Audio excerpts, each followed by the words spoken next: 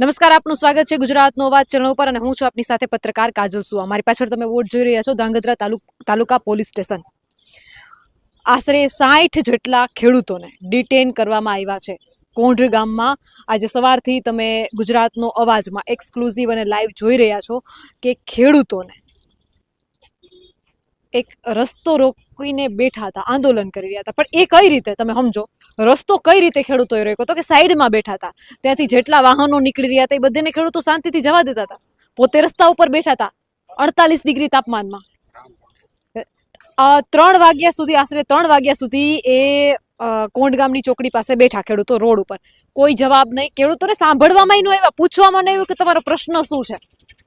પછી ખેડૂતોએ નક્કી કર્યું કે મીડિયા સાથે, આપણે ગુજરાતના અવાજ સાથે કોંઢના એ ખેતરોમાં જઈએ કે જે કામ ચાલુ છે, ત્યાં જઈને આપણે શાંતિથી રામધૂન બેસાડીએ અને આપણા પ્રશ્નોની રજૂઆત કરીએ। ખેડૂતો સાથે હું કોંઢ ગામથી ખેડૂતોની વાડીઓમાં આશરે 2.5 કિલોમીટર અમે ચાલી, 3 વાગે ફૂલ તડકામાં 48 ડિગ્રી તાપમાનમાં અમે ચાલી અને બધા વાડીએ ગયા। પોલીસનું એ ધાડું વાડી આવ્યું, પાછળ વાડી આવ્યું। અને બીજી મહત્વની વસ્તુ એ કે ખેડૂતના ખેતરમાં જેસીબી, ઈટાચી જેટલા કામ કરતા હતા એ બધાને શું ચોરી હતી, ખેડૂતો અને મીડિયા પૂછે તમે ભાગી કેમ ગયા?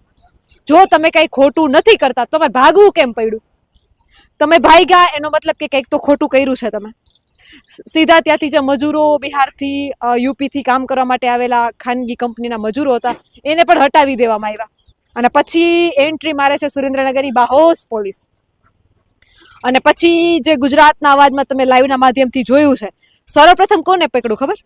ગુજરાતના અવાજના કેમેરામેનને, પત્રકારને। સર્વપ્રથમ પોલીસે પત્રકારને ડિટેન કર્યો। રાજ પરમાર કરીને ગુજરાતના અવાજના પત્રકાર છે કે જેમને ડિટેન કરવામાં આવ્યા, જેથી એકમાત્ર મીડિયા જે કવરેજ આપી રહ્યું હતું ત્યાંની ઘટનાને કવરેજ ન મળે, ગુજરાતની જનતાએ ન જોઈ શકે। સર્વપ્રથમ મને સુરેન્દ્રનગરની પોલીસ એ જવાબ આપે કે મીડિયાને શું કામ ડિટેન કરવી પડે છે તમારે?